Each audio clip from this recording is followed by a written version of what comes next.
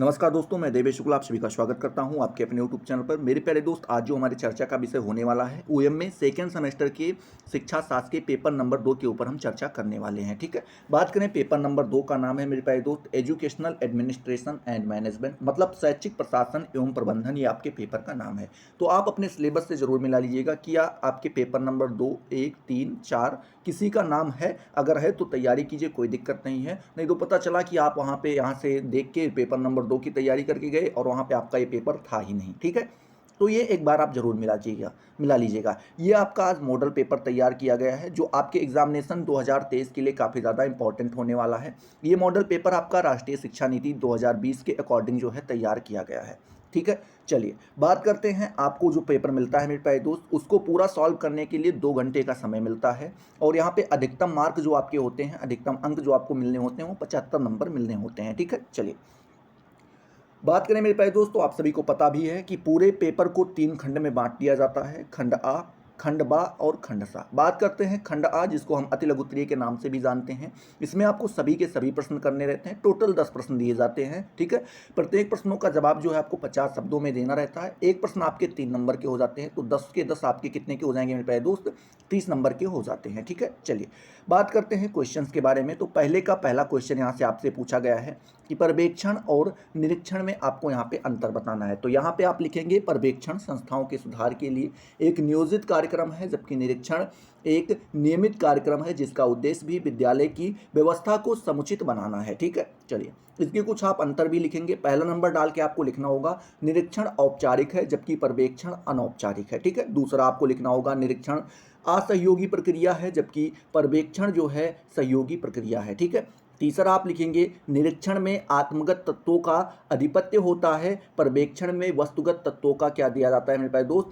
वस्तुगत तत्वों पर बल दिया जाता है। ठीक है, चौथा आप लिखेंगे, 4 या 5 लिख दीजिए, कोई दिक्कत नहीं है। ठीक है, चौथा आप लिखेंगे कि निरीक्षण में नेतृत्व का अभाव होता है जबकि पर्यवेक्षण रचनात्मक नेतृत्व पर आधारित होता है। ठीक है, इस प्रकार से आप 4 लिख लीजिएगा। चलिए अगला नंबर प्रश्न आपसे यहीं पर मेरे प्यारे दोस्त पूछ रहा है। क्या पूछ रहा है कि प्रबंधन के प्रकार आपको यहाँ पे बताने हैं। क्या बताने हैं मेरे प्यारे दोस्त? प्रबंधन के प्रकार बताने हैं। तो इसका जवाब आपको कुछ इस प्रकार से देना होगा। ये दूसरा नंबर क्वेश्चन है। क्या देना होगा कि प्रबंधन एक सुनिश्चित एवं उद्देश्यपूर्ण प्रक्रिया है। ठीक है, इसके प्रकार कुछ इस प्रकार से बताए गए हैं। पहला बताया गया है वित्त प्रबंधन। ठीक है, पहला वित्त प्रबंधन, दूसरा आपका उत्पादन प्रबंधन, तीसरा आपका वितरण प्रबंधन, चौथा आपका क्रय प्रबंधन, पांचवा आपका सेवी वर्गीय या कार्मिक प्रबंधन। ठीक है, छठा आपका कार्यालय प्रबंधन, सातवां आपका रख रखाव प्रबंधन, आठवां आपका यातायात प्रबंधन और नौवां आपका विकास प्रबंधन। ये जो है आप यहाँ पे 9 इंपॉर्टेंट नाम लिख दीजिएगा। चलिए ठीक है, अगला प्रश्न आपसे यहाँ पे पूछ रहा है डाइट के 5 प्रमुख कार्य आपको यहाँ पे बताने हैं। ठीक है, तो यहाँ पे आप लिखेंगे कि ये जो आपकी डाइट है ये संस्था उत्तम कोट की पूर्व सेवा, क्या मेरे प्यारे दोस्त, उत्तम कोट की पूर्व सेवा तथा सेवाकालीन प्रशिक्षण प्रदान करने के लिए स्थापित किए गए हैं। अब तक 363 जिलों में प्रशिक्षण संस्थान स्थापित हो गए हैं। ये संस्थान प्राथमिक शिक्षा तथा प्रौढ़ शिक्षा प्रणालियों को संसाधन सहायता प्रदान करता है। ठीक है, आगे आपको लिखना होगा साथ ही ये संस्थान प्राथमिक स्कूल के शिक्षकों और प्रौढ़ शिक्षा व गैर औपचारिक शिक्षा के क्रमिकों को प्रशिक्षण एवं संसाधन प्रदान कर रहे हैं। ठीक है, आगे आपको लिखना होगा प्राथमिक शिक्षकों को शिक्षा, क्या मेरे प्यारे दोस्त, प्राथमिक शिक्षकों को शिक्षा के न्यूनतम स्तर की कार्यनीति के प्रति उन्मुख करना तथा इनमें भाषा, गणित तथा पर्यावरण अध्ययन पर बल देना जो है ये यहाँ पे बताते हैं। तो यहाँ पे आप ये डाइट के 5 प्रमुख कार्य यहाँ पे आराम से बता पाएंगे। चलिए अगला नंबर प्रश्न आपसे यहीं पे पूछा जा रहा है मेरे प्यारे दोस्त। क्या पूछा जा रहा है कि शैक्षिक प्रशासन के बारे में आपको यहाँ पे बताना है या शैक्षिक प्रशासन की परिभाषा आपको यहाँ पे बतानी है। तो यहाँ पे मेरे प्यारे दोस्त आप लिखेंगे कि शैक्षिक प्रशासन अपना ध्यान शिक्षा पर केंद्रित करता है। किस पर करता है? शिक्षा पर केंद्रित करता है।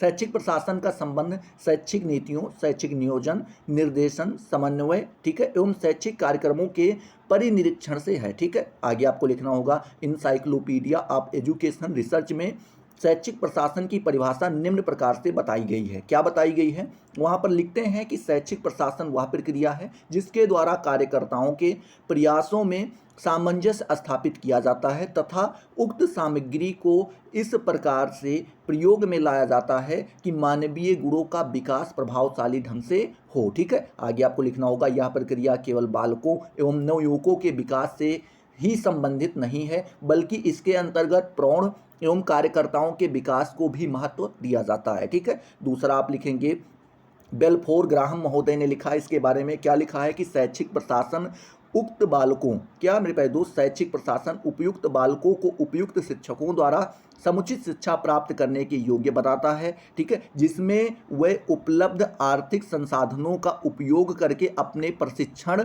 से सर्वोत्तम को प्राप्त करने में सामर्थ्य हो सकें। ठीक है, तो इस प्रकार से जो है यहाँ पे आप लिख पाएंगे। अगला नंबर क्वेश्चन आपसे मेरे प्यारे दोस्त यहीं पे पूछा जा रहा है। कौन सा नंबर? 5वां नंबर क्वेश्चन आपसे पूछा जा रहा है। क्या पूछा जा रहा है मेरे प्यारे दोस्त? तो आपसे यहाँ पे पूछा जा रहा है लोकतांत्रिक प्रशासन से आपका क्या तात्पर्य है, यहाँ पे आपको बताना है। ठीक है, चलिए इसका आप जवाब कुछ इस प्रकार से देंगे मेरे प्यारे दोस्त कि लोकतांत्रिक प्रशासन वह प्रशासन है जो लोकतांत्रिक दर्शन व लोकतंत्रीय सिद्धांतों जिसमें समानता, स्वतंत्रता एवं भ्रातृत्व पर आधारित होता है। इस दृष्टिकोण से लोकतंत्रीय प्रशासन का तात्पर्य एक ऐसे प्रशासन से है जो कि सद्भावना, सहनशीलता, एक दूसरे के विचार के आदर, ठीक है, विचारों के आदर, न्याय तथा कार्य एवं वाणी की स्वतंत्रता पर निर्भर होता है। स्वतंत्रता प्राप्ति के पश्चात हमारे देश में लोकतंत्रीय संविधान को अपनाया गया। ठीक है, आगे आपको लिखना होगा, लोकतंत्र की सफलता के लिए शिक्षक की आवश्यकता होती है जो व्यवहारिक होनी चाहिए। ठीक है, यह तभी संभव है जब शैक्षिक प्रशासन लोकतांत्रिक हो, क्योंकि लोकतांत्रिक शैक्षिक प्रशासन न केवल शिक्षा की उत्तमता लाता है बल्कि देश के भावी नागरिकों में लोकतांत्रिक भावना का विकास भी करता है। ठीक है, चलिए आगे आपको लिखना होगा मेरे प्यारे दोस्त। अगला प्रश्न आपसे पूछ रहा है, क्या पूछ रहा है मेरे प्यारे दोस्त कि यूजीसी, ठीक है, यूजीसी के प्रकार आपको यहाँ पे बताने हैं जिसको हम विश्वविद्यालय अनुदान आयोग भी कहते हैं। ठीक है, अगर इसका दीर्घ रूप देखें तो इसको हम कहेंगे विश्वविद्यालय अनुदान आयोग, इसको अगर शॉर्ट फॉर्म में देखें तो आप यूजीसी के नाम से भी कह सकते हैं। ठीक है, इसके प्रकार यहाँ पे आपसे पूछे गए हैं तो आप लिखेंगे विश्वविद्यालय अनुदान आयोग के मुख्य 5 कार्य निम्न हैं। ठीक है, 5 कार्य यहाँ पे आपके बताए गए हैं। पहला कार्य आपको बताना होगा विश्वविद्यालय शिक्षा में सुधार करने एवं शिक्षा के स्तर को ऊंचा उठाने के लिए विश्वविद्यालय को परामर्श देना, ये पहला कार्य हो जाता है। दूसरा कार्य आपका हो जाता है विभिन्न विश्वविद्यालयों में शिक्षा के स्तर को शिक्षा के स्तर को समान रखने तथा विश्वविद्यालय शिक्षा से संबंधित समस्याओं पर केंद्रीय सरकार को परामर्श देना, ये दूसरा कार्य हो जाता है। तीसरा कार्य हो जाता है नवीन विश्वविद्यालयों की स्थापना एवं पुराने विश्वविद्यालय के कार्य क्षेत्र को बढ़ाए जाने पर अपना मत प्रस्तुत करना, ये इसका तीसरा कार्य हो जाता है।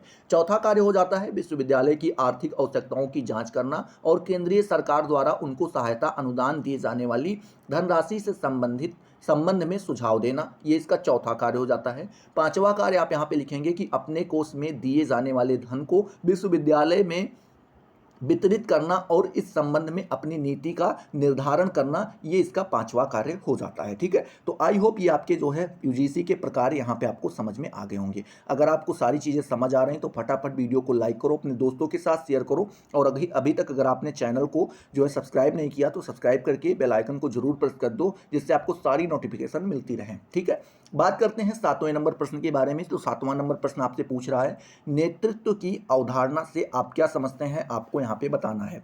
तो यहाँ पर मेरे प्यारे दोस्त आप लिखेंगे कि नेतृत्व एक द्विमुखी प्रक्रिया है। कितनी द्विमुखी प्रक्रिया है, जिसके नेता तथा अनुयायी 2 अभिन्न अंग हैं। ठीक है, एक तो पहला आप जिसके 2 अभिन्न अंग कौन कौन से हैं, तो पहला तो नेता है और दूसरा अनुयायी है। ठीक है, इसमें आप लिखेंगे इसमें नेता न केवल अनुयायियों को प्रभावित करता है बल्कि यह अनुयायियों से प्रभावित भी होता है। ठीक है, चलिए आगे आपको यहाँ पे लिखना होगा किसने, लॉपियर एवं फ्रांसवर्थ महोदय ने इसके बारे में लिखा है। क्या लिखा है नेतृत्व की अवधारणा के बारे में कि नेतृत्व वह व्यवहार है जो अन्य व्यक्तियों के व्यवहार को उससे कहीं अधिक प्रभावित करता है जितना कि उनका व्यवहार नेता को प्रभावित करता है। ठीक है, ये आपके कौन कहते हैं, तो लॉपियर एवं फ्रांसवर्थ महोदय जी लिखते हैं। दूसरे आपके आते हैं मैकाइवर एवं पेज महोदय, उन्होंने लिखा है कि नेतृत्व से हमारा तात्पर्य व्यक्तियों को प्रोत्साहित व निर्देशित करने वाली योग्यता से है जो व्यक्तिगत गुणों पर न कि पद पर आधारित होती है। ठीक है, ये आपके कौन कहते हैं,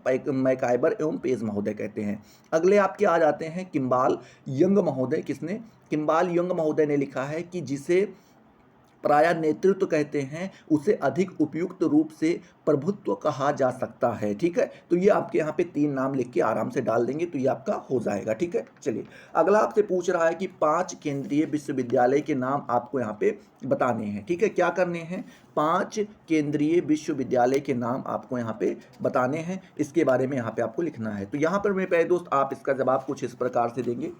क्या देंगे मेरे प्यारे दोस्त, आप लिखेंगे कि हमारे देश के संविधान ने केंद्रीय सरकार को 7वीं अनुसूची की सूची 1 तथा 3 के अनुबंधों के अनुसार पर्याप्त अधिकार प्रदान किए हैं। ठीक है, क्या किए हैं, कई सारे अधिकार प्रदान किए हैं। इन्हीं उपबंधों के अनुसार केंद्रीय सरकार अपने प्रमुख कर्तव्यों का पालन कर रही है। ठीक है, 5 केंद्रीय विश्वविद्यालयों के नाम कुछ इस प्रकार से हैं। पहला आपका आ जाता है मेरे प्यारे दोस्त बनारस हिंदू विश्वविद्यालय, दूसरा आपका आ जाता है अलीगढ़ मुस्लिम विश्वविद्यालय, तीसरा आपका आ जाता है दिल्ली विश्वविद्यालय, चौथा आपका आ जाता है विश्व भारती विश्वविद्यालय शांति निकेतन, और पांचवा आपका आ जाता है जवाहरलाल नेहरू विश्वविद्यालय दिल्ली। ठीक है, ये आपको यहाँ पे 5 नाम याद रखने होंगे। चलिए अगला नंबर प्रश्न आपसे यहाँ पे मेरे प्यारे दोस्त पूछ रहा है, बड़ा ही प्यारा प्रश्न है और कई बार पूछा जा चुका है। क्या पूछा जा चुका है कि पर्यवेक्षण से आप क्या समझते हैं, यहाँ पे आपको बताना है। तो यहाँ पे आप लिखेंगे पर्यवेक्षण के अर्थ पहले और परिभाषा के बारे में। तो यहाँ पे आप लिखेंगे मेरे प्यारे दोस्त कि पर्यवेक्षण शब्द अंग्रेजी भाषा के सुपरविजन, क्या मेरे प्यारे दोस्त, सुपरविजन का हिंदी रूपांतरण है। यह 2 शब्दों से, पहला तो सुपर और दूसरा आपका विजन से मिलकर बना है। ठीक है, यहाँ पे आप लिखेंगे सुपर का तात्पर्य असाधारण अलौकिक होता है। ठीक है, तथा विजन का तात्पर्य जिससे लेते हैं, दृष्टि से लेते हैं। ठीक है, इसमें आप लिखेंगे ऐसी दृष्टि जो दिव्य अथवा अत्यंत सूक्ष्म हो। क्या हो मेरे प्यारे दोस्त, ऐसी दृष्टि जो दिव्य हो और इतना अत्यंत जो है सूक्ष्म हो। ठीक है, आगे आपको लिखना होगा सूक्ष्म हो, यह पर्यवेक्षण के अंतर्गत आता है। ठीक है, आगे आपको लिखना होगा किसी संगठन में चहुमुखी दिशाओं का सूक्ष्म अध्ययन करने एवं उसके विकास हेतु सुझाव देने को पर्यवेक्षण कहा जाता है। ठीक है, आगे आपको लिखना होगा इस प्रक्रिया में दूसरे व्यक्ति, इकाई अथवा संपूर्ण संगठन की क्रियाओं का अवलोकन कर उन्हें आवश्यक दिशा निर्देश एवं विकास हेतु आवश्यक सुझाव दिया जाता है। ठीक है, इसमें आप एक नाम भी डाल देंगे, GR टेरी महोदय ने लिखा भी है पर्यवेक्षण के बारे में। क्या लिखा है कि पर्यवेक्षण इच्छित लक्ष्यों की प्राप्ति हेतु मानव प्रतिभा का बुद्धिमत्तापूर्ण उपयोग, क्या मेरे प्यारे दोस्त, बुद्धिमत्तापूर्ण उपयोग एवं प्रबंधन के द्वारा संसाधन रूपी सुविधाएं उपलब्ध कराना है। ठीक है, जो मानव प्रतिभा को चुनौतियों एवं रुचियां प्रदान कर सकते हैं। ये आपका जो है इसका जवाब होगा। ठीक है, इसी में आपका आखिरी और 10वां नंबर प्रश्न आपसे पूछ रहा है संस्थागत आदेश अनुपालन। क्या मेरे प्यारे दोस्त, संस्थागत आदेशानुपालन, इसके बारे में आपको बताना है कि इससे आपका क्या तात्पर्य है या क्या समझते हैं या इसके बारे में आप क्या जानते हैं बताना है। तो यहाँ पर मेरे प्यारे दोस्त आप लिखेंगे कि संगठनात्मक अथवा संस्थागत अनुदेशानुपालन को एक ऐसे तथ्य के रूप में जाना जा सकता है जिसमें अधीनस्थ कर्मचारी प्रवर अधिकारियों के निर्देशों, निर्णयों एवं आदेशों का पालन करते हैं। आदेशानुसार के माध्यम से प्रवर अधिकारी अधीनस्थों पर नियंत्रण रखते हैं और संगठन के अंतर्गत एक स्वस्थ एवं अनुशासित वातावरण का निर्माण करते हैं। संगठनात्मक आदेशानुपालन को परिभाषित करते हुए अमितई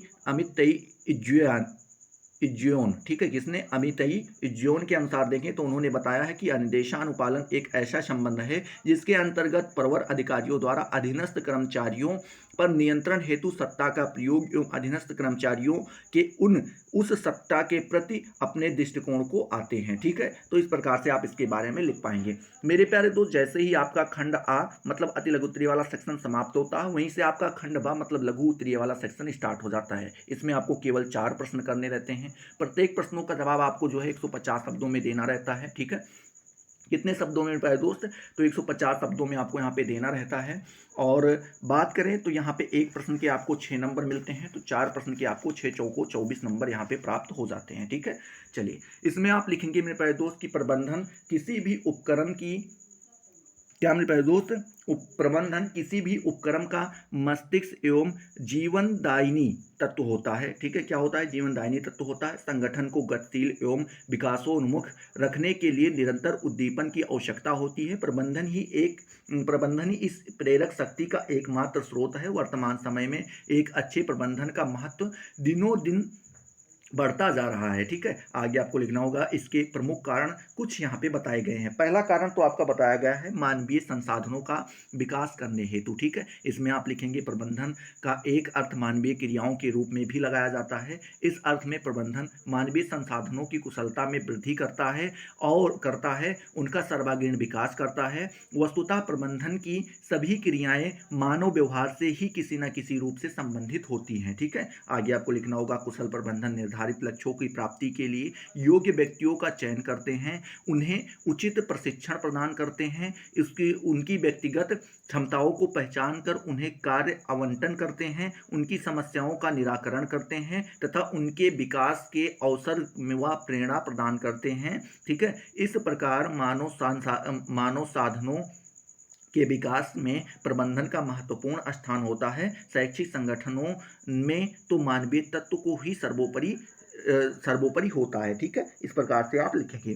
दूसरा यहाँ पे जो कारण बताया गया है वो बताया गया है मेरे प्यारे दोस्त शैक्षिक उत्पादन की गुणवत्ता में वृद्धि करने हेतु। ठीक है, यहाँ पे आप लिखेंगे शैक्षिक संस्थानों से शिक्षा एवं प्रशिक्षण प्राप्त करके वास्तविक जीवन में प्रवेश करने वाले छात्र ही शैक्षिक प्रक्रिया का उत्पाद होते हैं। ठीक है, आगे आपको लिखना होगा शिक्षा की सार्थकता इसी में निहित है कि हमारा यह उत्पाद समाज को किस सीमा तक जो है स्वीकार्य है। ठीक है, आगे आपको लिखना होगा मेरे प्यारे दोस्त कि छात्र ने जो भी शिक्षा या प्रशिक्षण किया है यदि यदि समाज को और साथ ही साथ स्वयं छात्र को भी लाभ पहुंचाता है तभी यह शिक्षा सार्थक कही जाएगी। ठीक है, अन्यथा यह समय, धन व ऊर्जा का अपव्यय सिद्ध होगी। ठीक है, आगे लिखते हैं कि इस दृष्टि से प्रबंधन का महत्व और भी बढ़ जाता है चूंकि उस पर ही अपने संगठन के उत्पादन की गुणवत्ता व स्वीकार्यता को बढ़ाए रखने का दायित्व होता है। ठीक है, तीसरा कारण यहाँ पे बताते हैं मेरे प्यारे दोस्त आधुनिक समाज में एक प्रभावी समूह के रूप में यहाँ पे लिखते हैं कि समाज के विभिन्न क्षेत्रों तथा क्षेत्रों एवं उद्योग, व्यापार, चिकित्सा, शिक्षा आदि में कुशल नेतृत्व का कार्य प्रबंधकों द्वारा ही संपन्न किया जाता है। शिक्षा के उद्देश्य की भिन्नता, क्या मेरे प्यारे दोस्त, शिक्षा के उद्देश्य में भिन्नता व व्यापकता आने के कारण शैक्षिक संस्थानों के उद्देश्य व कार्यक्रम में भी व्यापकता व जटिलता उत्पन्न हुई है। क्या मेरे प्यारे दोस्त, समय की इस मांग को दक्ष प्रबंध ही उत्तम ढंग से पूरा कर सकता है। चौथा आप लिखेंगे आधुनिक वैज्ञानिक एवं तकनीकी आविष्कारों का लाभ उठाने हेतु। इसमें आप लिखेंगे कि आज जीवन के प्रत्येक पक्ष पर विज्ञान का प्रभाव स्पष्ट रूप से दिखाई दे रहा है।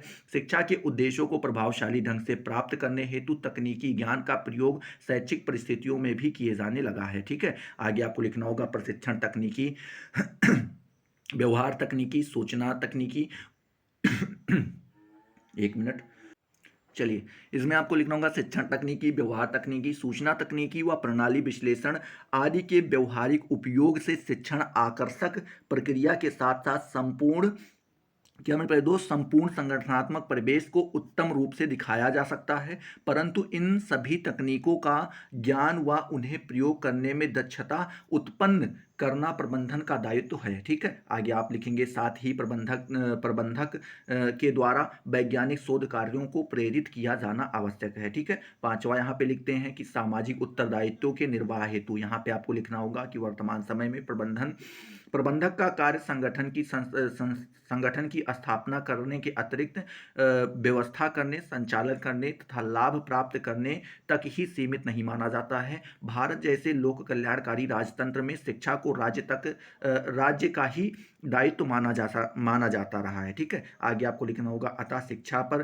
किया जाने वाला व्यय सरकार द्वारा वाहन किया जाए। ठीक है, आगे आपको लिखना होगा अभिभावक पर उसका भार कम से कम हो, ऐसी व्यवस्था रही थी। क्या मेरे प्यारे दोस्त, ऐसी व्यवस्था रही थी, परंतु बदलती हुई परिस्थितियों में शिक्षा पर शासकीय व्यय में कमी आ रही है, ठीक है। आगे आपको लिखना होगा, आगे छठे नंबर पे लिखना होगा विभिन्न तत्वों में समन्वय हेतु। यहाँ पे आपको लिखना होगा मेरे प्यारे दोस्त, ये आपका छठा कारण है। इसमें आपको लिखना होगा किसी भी निर्धारित लक्ष्यों की प्राप्ति हेतु यदि एक से अधिक कारक सम्मिलित होते हैं तो उन सभी कारकों में परस्पर तालमेल जरूरी हो जाता है, ठीक है। शिक्षा तो एक ऐसा सामूहिक प्रयास है जो अनेका अनेक बार कारकों को प्रभावित होता है। सरकार, अधिकारी, प्राचार्य या प्रबंधन, शिक्षा कर्मचारी, छात्र, अभिभावक व समुदाय जैसे मानवीय कारकों में, क्या मेरे प्यारे दोस्त, मानवीय कारकों में यदि समन्वय ना हो तो शिक्षा के उद्देश्य प्राप्त करना संभव है, ठीक है। आर्थिक व राजनीतिक कारक भी प्रशासन, क्या मेरे प्यारे दोस्त, कारक भी प्रशासन के स्वरूप को प्रभावित करते हैं, ठीक है। आगे आपको लिखना होगा प्रबंधन द्वारा इन सभी पर समुचित ध्यान दिया जाता है, ठीक है। आगे आपको लिखना होगा परिवर्तित परिस्थितियों के अनुरूप अनुकूल व समायोजन अच्छे प्रबंधन की विशेषता होती है, ठीक है। तो इस प्रकार से आप इसका जवाब देंगे। बताने को तो 10-12 कारण भी आप बता सकते हैं, लेकिन यहाँ पे जो है आपके 5-6 कारण बहुत ज़्यादा हो जाते हैं, ठीक है, ठीक हो जाते हैं, क्योंकि आपका ये लघु उत्तरीय है, 150 शब्द में ही बताना है, तो कितना आप बताएंगे। चलिए अगला नंबर क्वेश्चन यहाँ पे दूसरा जो है, तीसरा आपसे पूछा जा रहा है। क्या पूछा जा रहा है? जिला शिक्षा एवं प्रशिक्षण संस्थान डायट पर आपको यहाँ पर टिप्पणी लिखनी है, ठीक है। क्या क्वेश्चन क्या है? जिला शिक्षा व प्रशिक्षण संस्थान, ठीक है, जिसे हम डाइट के नाम से भी जानते हैं। इसके ऊपर जो है आपको क्या लिखना है मेरे प्यारे दोस्त? टिप्पणी लिखना है। तो यहाँ पे आप लिखेंगे मेरे प्यारे दोस्त की 8वीं योजना के अंतर्गत 450 ऐसे संस्थान स्थापित करने का लक्ष्य निर्धारित किया गया। अब तक 363 जिला शिक्षा प्रशिक्षण संस्थान संचालित हो गए हैं, ठीक है। इन संस्थानों को उत्तम कोटि की पूर्व सेवा तथा सेवाकालीन प्रशिक्षण प्रदान करने के लिए स्थापित किया गया है, ठीक है। आगे यहाँ पे आ नंबर आप लिखेंगे, ये संस्थान प्राथमिक शिक्षा तथा प्रौढ़ शिक्षा को संसाधन सहायता प्रदान कराते हैं, ठीक है। इसमें आप लिखेंगे साथ ही ये संस्थान प्राथमिक स्कूलों के शिक्षकों तथा प्रौढ़ शिक्षकों, क्या मतलब प्रौढ़ शिक्षा व गैर औपचारिक शिक्षा के क्रमिक को प्रशिक्षण व संसाधन प्रदान कर रहे हैं, ठीक है। आगे आपको लिखना होगा ये संस्थान वर्ष 1993 से 1997 के दौरान प्राथमिक स्कूलों के 4 से 5 लाख शिक्षकों को विशेष अनुस्थापन कार्यक्रम प्रदान करेंगे, ठीक है। आगे आपको लिखना होगा जिससे ये शिक्षक ऑपरेशन ब्लैक बोर्ड की सामग्री का प्रयोग करने के लिए प्रशिक्षित हो सके, ठीक है। आगे आपको 12 नंबर डाल के लिखना होगा कि माध्यमिक शिक्षा को उन्नत बनाने के लिए माध्यमिक शिक्षक शिक्षा संस्थानों को शिक्षक शिक्षा कॉलेजों के रूप में परिवर्तित किया जा रहा है। अब तक 31 शिक्षक शिक्षा कॉलेज CTE स्थापित किए जा चुके हैं। ये कॉलेज माध्यमिक स्कूल प्रणाली को प्रशिक्षण और स्रोत संबंधित सहायता प्रदान करते हैं, ठीक है। 7 नंबर आपको लिखना होगा इसमें कि माध्यमिक शिक्षा के स्तरोन्नयन हेतु शिक्षक शिक्षा कॉलेजों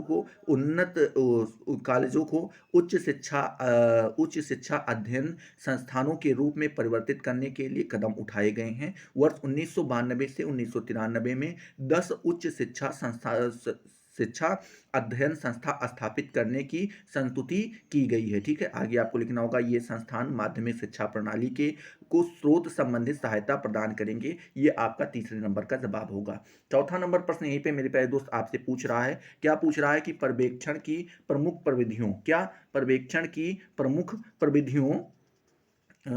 प्रविधियों का वर्णन आपको यहाँ पे करना है। ये आपसे क्वेश्चन यहाँ पे पूछ रहा है, ठीक है। तो चलिए कुछ आपको इसका जवाब जो है कुछ इस प्रकार से देना होगा। ये आपका चौथा नंबर क्वेश्चन है, यहाँ पे आप देख सकते होंगे। तो इसका जवाब आपको कुछ इस प्रकार से देना होगा मेरे प्यारे दोस्त कि पर्यवेक्षण की प्रविधियाँ निम्न हैं, ठीक है।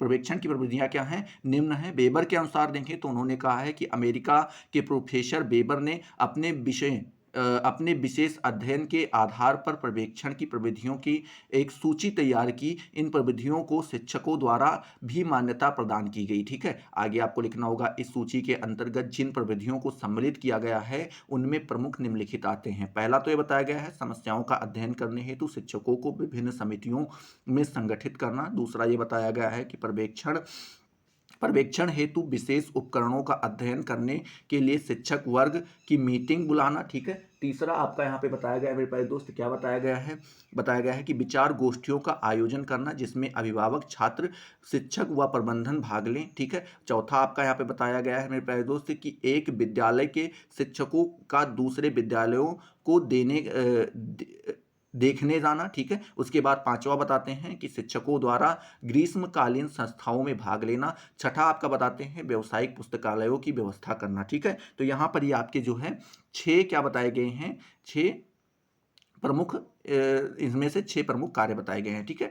आपका दूसरा आपका आता है वार वर्टन और वेकनर महोदय ने लिखा है, देखें उनके अनुसार देखें तो उन्होंने बताया है कि विक्सिन हर्वर्ड, क्या मेरे प्यारे दोस्त, विक्सिन हर्वर्ड एवं मिनेसोटा विश्वविद्यालय के प्रोफेसर बार वर्टन एवं ब्रेकन के अनुसार के कुछ विद्यालयों के शिक्षकों की समितियां के आधार पर पर्यवेक्षण की प्रविधियों, क्या मेरे प्यारे दोस्त, पर्यवेक्षण की प्रविधियों की सूची निर्मित की। ठीक है। क्या की, उनकी सूची जो है निर्मित की। एक मिनट, हाँ क्या किया, सूची निर्मित की जिसमें निम्नलिखित प्रविधियों को स्थान दिया। ठीक है। पहला क्या बताया गया, पहला प्रविधि यहाँ पे ये बताई गई है कि प्रधानाचार्य द्वारा कक्षाओं का परिदर्शन करना। ठीक है। दूसरा ये बताया गया कि प्रधानाचार्य द्वारा पर्यवेक्षण के विभिन्न उपकरणों पर भाषण देना। तीसरा ये बताया गया कक्ष की नवीन प्रक्रियाओं के संबंध में प्रयोग करना। चौथा आपका यह बताया गया कि छात्रों की समस्याओं की जानकारी हेतु पर्यवेक्षण करना। ठीक है। पांचवा आपका बताया गया शिक्षक वर्ग की औपचारिक मीटिंग बुलाना। ठीक है। छठा आपका यह बताया गया कि निर्देशन संबंधित सम्मेलनों का आयोजन करना और उनमें शिक्षकों को भाग लेने के लिए प्रोत्साहित करना। ठीक है। ये आपका बताया गया। तीसरा बात करते हैं तो तीसरा ये बताया गया है कि पर्यवेक्षण की प्रविधियों को का 2 भागों में विभाजन। ठीक है। कितने भागों में प्यारे दोस्त, 2 भागों में विभाजन किया गया है। इसमें आपको लिखना होगा उपरोक्त शिक्षा विशेषज्ञों की भांति अन्य कई विद्वानों ने अपने अपने ढंग से पर्यवेक्षण की प्रविधियों की सूची तैयार की। ठीक है। उसमें आपको लिखना होगा किंतु सुविधा एवं सरलता को सामने रखते हुए मोटे रूप से इन प्रविधियों को निम्नलिखित 2 भागों में विभाजित किया गया। पहला सामूहिक प्रविधियां, दूसरा वैश्विक प्रविधियां। ठीक है। इसमें आपको लिखना होगा कि सामूहिक एवं वैश्विक प्रविधियों को कई उपवर्गों में विभाजित किया जा सकता है। ठीक है। आगे आपको लिखना होगा कि यहाँ पे 2 लिखना होगा, पहले तो सामूहिक प्रवृत्ति डाल देना होगा और एक आपको लिख देना होगा वैश्विक प्रवृत्ति। ठीक है। इसमें आपको लिखना होगा पहले नंबर में क्रियात्मक प्रवृत्ति। क्रियात्मक प्रवृत्ति में भी 2 रूप आ जाते हैं, एक वर्कशॉप आ जाता है, दूसरा समितियां आ जाती हैं। ठीक है। वैश्विक प्रवृत्तियां में आपको पहला नंबर डाल के लिखना होगा, क्या डालना होगा कि शैक्षिक कार्य में सक्रिय रूप से भाग लेना, और दूसरा आपका आ जाएगा वैश्विक रूप से समस्याओं का समाधान करना। ठीक है। अब आपके यहाँ पे आ जाएंगे सामूहिक प्रवृत्ति में, इसमें आप दूसरा डाल के लिखेंगे। इसमें आपकी मौखिक प्रवृत्तियां आ जाती हैं। इसमें भी मौखिक प्रवृत्तियों के भी 3 भाग होते हैं। पहला आ जाता है शिक्षक वर्ग की मीटिंग। ठीक है। दूसरा आपका निर्देशित अध्ययन, और तीसरा आपका आ जाता है सामूहिक मंत्रणा। ठीक है। अब ऐसे ही आपका वैश्विक प्रवृत्ति में भी मौखिक प्रवृत्ति होती है। इसके भी 3 रूप हो जाते हैं, पहला वैयक्तिक सम्मेलन, दूसरा साक्षात्कारता। ठीक है। और तीसरा आपका आ जाता है व्यवस्थापन संबंधित धारणा आदि। ठीक है। तीसरा ऐसे आप लिखेंगे सामूहिक प्रवृत्ति में, क्या लिखेंगे, निरीक्षणात्मक प्रवृत्ति। इसमें आपके 2 भाग हो जाते हैं निरीक्षणात्मक प्रवृत्ति के, क्या क्या हो जाते हैं, निर्देशित निरीक्षण और दूसरा भ्रमण। ठीक है। इसमें आप तीसरा नंबर डाल के लिखेंगे किसमें, वैयक्तिक प्रवृत्ति में मेरे प्यारे दोस्त। ठीक है। किसमें लिखेंगे, वैयक्तिक प्रवृत्ति में लिखेंगे। वैयक्तिक प्रवृत्ति में मेरे प्यारे दोस्त क्या लिखेंगे, इसमें भी आप लिखेंगे निरीक्षणात्मक प्रवृत्ति, और इसके भी 2 भाग बताएंगे यहाँ पर भी, कौन कौन से, आंतरिक प्रदर्शन और दूसरा आपका निर्देशित निरीक्षण आदि। ठीक है। ये यहाँ पे आप बताएंगे। ठीक है। चलिए आगे ये आप यहाँ पे लिख के अपना काम खत्म कर सकते हैं। अगला क्वेश्चन जो है मेरे प्यारे दोस्त यहाँ पे आपसे पूछा गया है, क्या पूछा गया है, आधुनिक पर्यवेक्षण को परंपरागत निरीक्षण की अपेक्षा क्यों महत्व दिया जाता है। यहाँ पे आपको लिखना चाहिए अपेक्षा अधिक क्यों महत्व दिया जाता है। ठीक है। ये आपको यहाँ पे स्पष्ट करना है। ठीक है। यहाँ पे आप अधिक लगाना भूल गए तो कोई दिक्कत नहीं है, आप अपने हिसाब से यहाँ पे लगा लीजिएगा। ठीक है। क्वेश्चन क्या है मेरे प्यारे दोस्त, यहाँ पे क्वेश्चन आपका यही है कि आधुनिक पर्यवेक्षण को परंपरागत निरीक्षण की अपेक्षा क्यों अधिक महत्व दिया जाता है, ये आपको यहाँ पे स्पष्ट रूप से लिखना है। चलिए यहाँ पर आप लिखेंगे मेरे प्यारे दोस्त, क्या लिखेंगे कि परंपरागत निरीक्षण एवं आधुनिक पर्यवेक्षण में निम्नलिखित अंतर पाए जाते हैं। इसी के कारण से जो है इसमें क्या किया जाता है, अधिक महत्व दिया जाता है। एक तरफ आप डालेंगे परंपरागत निरीक्षण और दूसरे तरफ आप डालेंगे आधुनिक पर्यवेक्षण। ठीक है, इसमें आपको लिखना होगा, पहले तो आपका आ जाएगा परंपरागत निरीक्षण में आपको लिखना होगा पहला नंबर डाल के, परंपरागत निरीक्षण विद्यालय में प्रचलित स्थितियों की जांच और विद्यालय व्यवस्था की कमियों को स्पष्ट कर देने तक सीमित है। ठीक है, इनको दूर करने के लिए उत्तरदायित्व तो नहीं है। ठीक है, इसी तरीके से आप आधुनिक पर्यवेक्षण में जो है पहला नंबर डाल के लिखेंगे कि आधुनिक पर्यवेक्षण संपूर्ण विद्यालय व्यवस्था, उसके संचालन, प्रतिदिन उत्पन्न होने वाली समस्याओं के समाधान आदि से संबंधित है। दूसरा आप जो है इसमें लिखेंगे परंपरागत निरीक्षण में, इसमें आपको लिखना होगा परंपरागत निरीक्षण आधिकारिक होता है। इसमें निरीक्षक की इच्छा या शब्द यद्यपि कानून नहीं होते हैं किंतु उसके अधिक समीप होते हैं। ठीक है, आगे आपको लिखना होगा उनको कानून के समान ही कार्य रूप में परिणत करने का प्रयास किया जाता है। दूसरा नंबर आप यहीं पे आधुनिक पर्यवेक्षण में डाल के लिखेंगे कि आधुनिक पर्यवेक्षण में लोकतंत्रीय सहयोगी एवं प्रेम की भावना रहती है। इसमें सरकार द्वारा नियुक्त परिनिरीक्षक, ठीक है, विद्यालय प्रबंधक, प्रधानाचार्य, शिक्षक व अन्य व्यक्ति एक दूसरे के सहयोग से विद्यालय हित के लिए कार्य करते हैं और एक दूसरे के व्यक्तित्व का आदर करते हैं। ठीक है, तीसरा नंबर आप परंपरागत निरीक्षण में डाल के लिखेंगे कि परंपरागत निरीक्षण अल्पकालिक है, मतलब कम समय लगने वाला, अल्पकालिक होता है और इसमें दिन प्रतिदिन के कार्यों से के संबंध में व्यक्तियों के लिए कई शैक्षिक सुझाव एवं प्रेरणा प्राप्ति की व्यवस्था नहीं रहती। ठीक है, यहाँ पे आप इस तरीके से लिखेंगे। वहीं आपके आधुनिक पर्यवेक्षण में डाल के लिखेंगे मेरे प्यारे दोस्त, क्या तीसरा नंबर की पर्यवेक्षण अनवरत रूप से चलता रहता है। ठीक है, और इसमें दिन प्रतिदिन कार्यों की देखभाल के संबंध में व्यक्तियों की कुशलता को सुझावों तथा प्रेरणा द्वारा विकसित किया जाता है। ठीक है, चौथा यहीं पे आप मेरे प्यारे दोस्त किसमें, परंपरागत निरीक्षण में डाल के लिखेंगे, क्या लिखेंगे मेरे प्यारे दोस्त कि परंपरागत निरीक्षण के नेतृत्व का अभाव रहता है। क्या होता है इसमें, नेतृत्व का क्या रहता है मेरे प्यारे दोस्त, अभाव रहता है। ठीक है, आगे आपको इसमें लिखना होगा क्या, इसमें निरीक्षक अपने को किसी कार्य को करने के लिए प्रेरित तथा प्रोत्साहित नहीं करता बल्कि उस कार्य को करने को बाध्य करता है। ठीक है, चौथा नंबर यहीं पे आप आधुनिक पर्यवेक्षण में डाल के लिखेंगे कि पर्यवेक्षण रचनात्मक नेतृत्व का पर आधारित होता है। इसमें परिनिरीक्षक अपने अधीनस्थों को सहयोग मानकर उन्हें कार्य करने के लिए प्रेरणा के मार्ग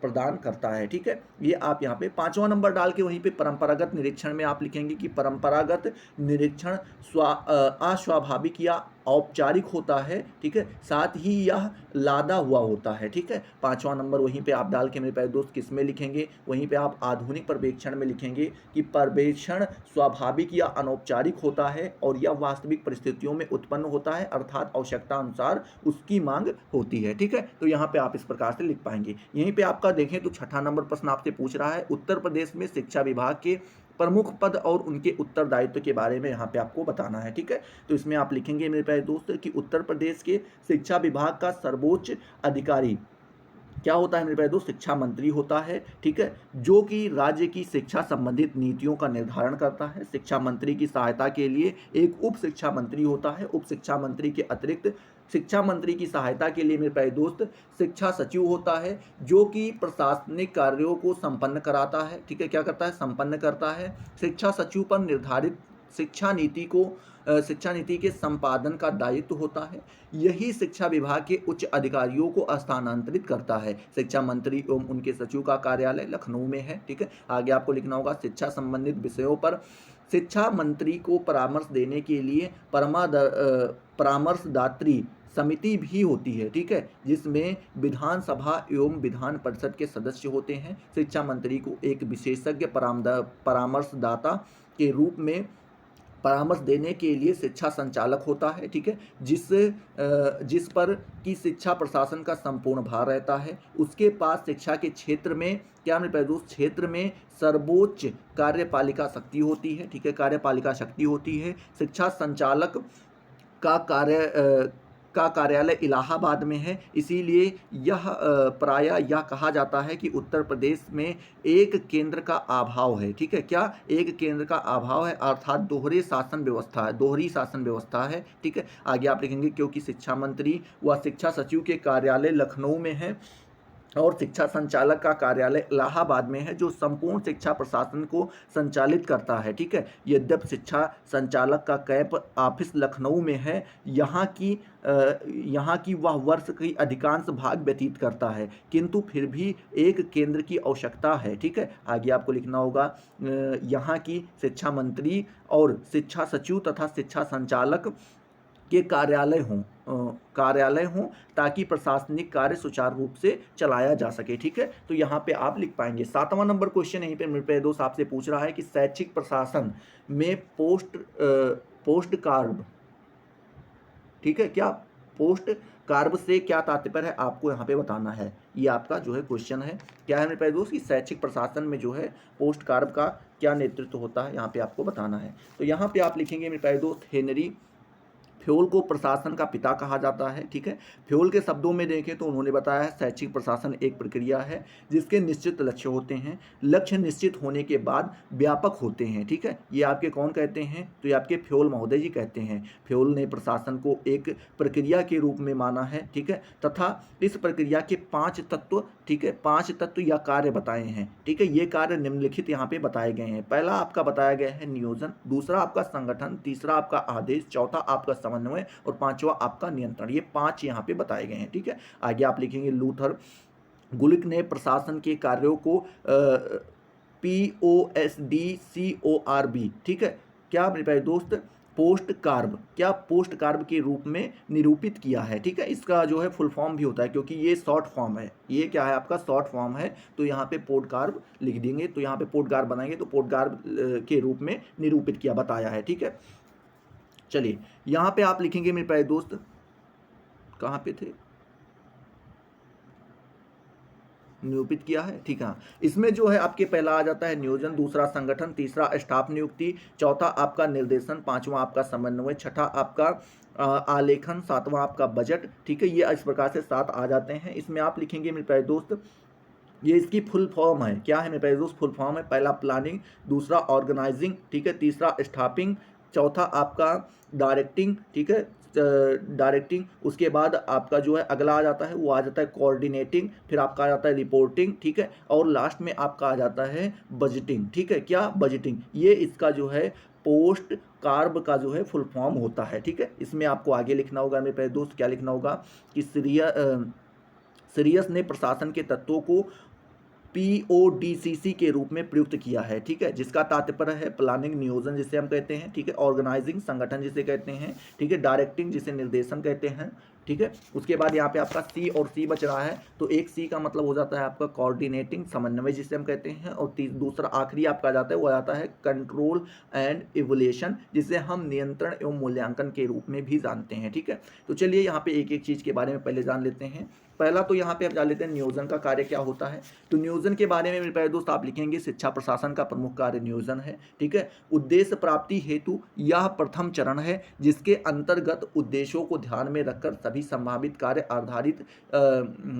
आधारित सूचनाएं एकत्र कर भविष्य में आने वाली बाधाओं के बारे में विचार कर उपयुक्त विश्लेषण द्वारा वस्तुनिष्ठ निष्पक्ष एवं लचीली योजना बनाई जाती है। ठीक है, तो यहाँ पे आप ये लिख पाएंगे। दूसरा आपका आ जाता है संगठन। संगठन के बारे में आप लिखेंगे संगठन से तात्पर्य शिक्षण संस्था में उपलब्ध समस्त भौतिक जैसे कि विद्यालय भवन, फर्नीचर, शैक्षणिक सामग्री, ठीक है, ब्लैक बोर्ड, उपकरण, इन सब के बारे में बात किया जा रहा है। तो ये क्या है कि शैक्षिक शिक्षण संस्थान में उपलब्ध समस्त भौतिक एवं मानवीय मानव संसाधनों जैसे कि शिक्षक, उसके बाद छात्र, शिक्षेत्रण कर्मचारी समिति, ठीक है, कक्षाएं एवं अभिभावक, ठीक है, इनके बारे में बात किया जा रहा है। तो क्या होता है यहाँ पे, तो यहाँ पे फिर से आप सुनेंगे कि संगठन से तात्पर्य शिक्षण संस्था में उपलब्ध समस्त भौतिक, ठीक है, एवं मानव संसाधनों के उद्देश्य की प्राप्ति की दिशा में मिलकर कार्य करने से है। ठीक है, ये आपका यहाँ पे संगठन से है। कार्यकर्ता के बारे में बात करें तो यहाँ पे आप लिखेंगे शिक्षण संस्था में शैक्षिक गतिविधियों को सुचारू रूप से चलाने हेतु कर्मचारी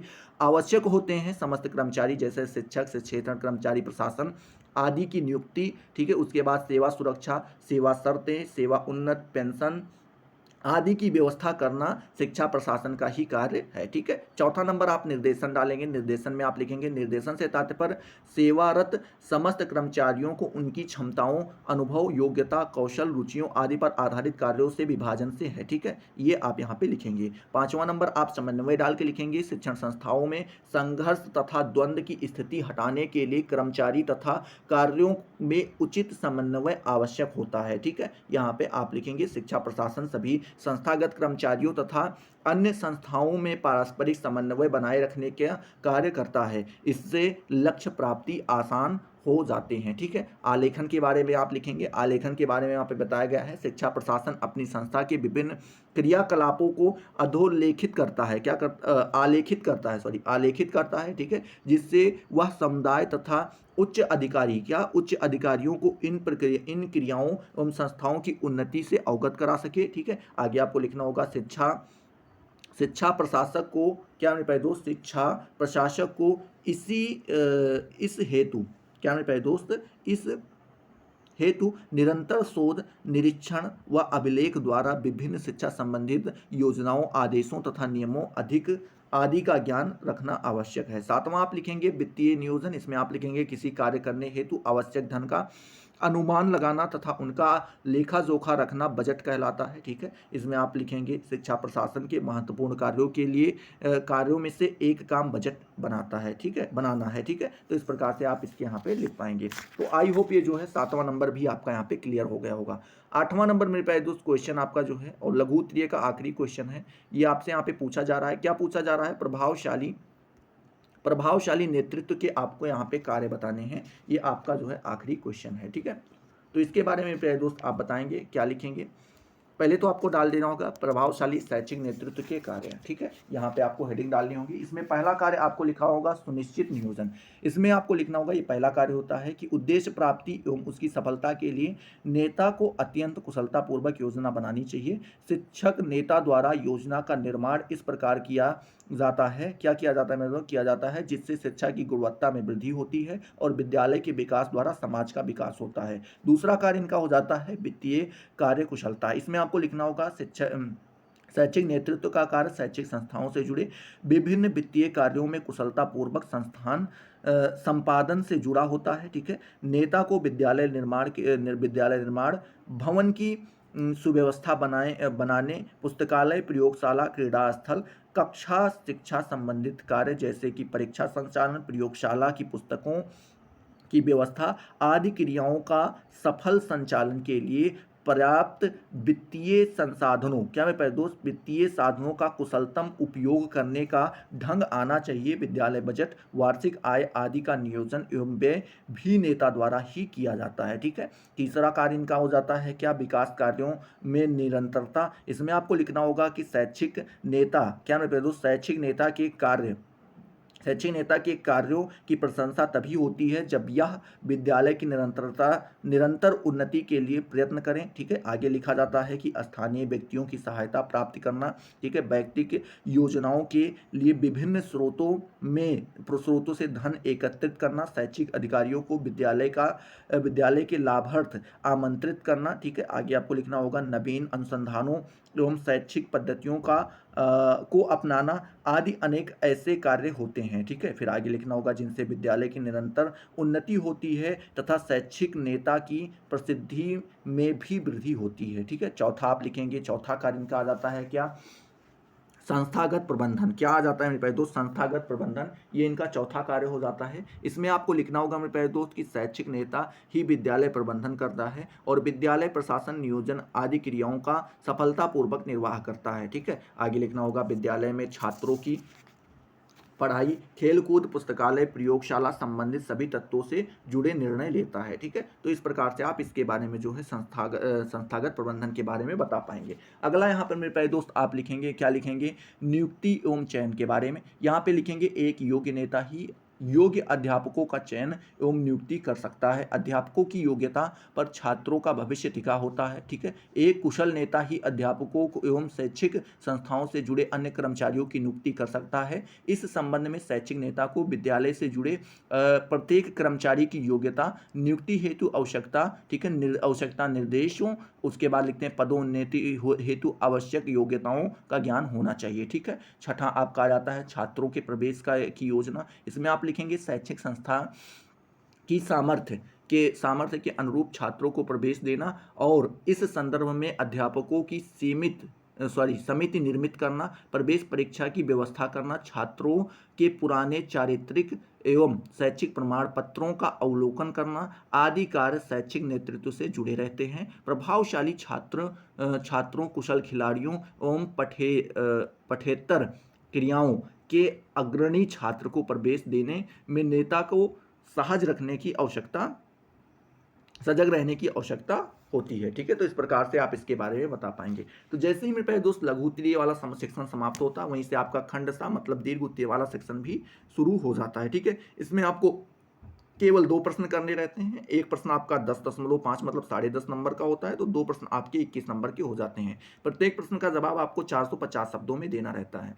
इसको पूरा बताने में फंसेंगे तो काफ़ी ज़्यादा समय निकल जाएगा। ठीक है, वीडियो काफ़ी ज़्यादा लंबी हो जाएगी। तो यहाँ पे क्वेश्चन बता दे रहे हैं, अगर आपको आंसर जानना होगा तो आप जरूर जो है कमेंट सेक्शन में बताइएगा, सर इसके आंसर प्रोवाइड करा दो। तो टेलीग्राम में आपके लिए इसके PDF जो है प्रोवाइड करा दिए जाएंगे। 9 नंबर यहाँ पे प्रश्न आपसे पूछा गया है, शैक्षिक प्रशासन की आवश्यकता एवं कार्यों का विस्तृत वर्णन आपको यहाँ पे करना है।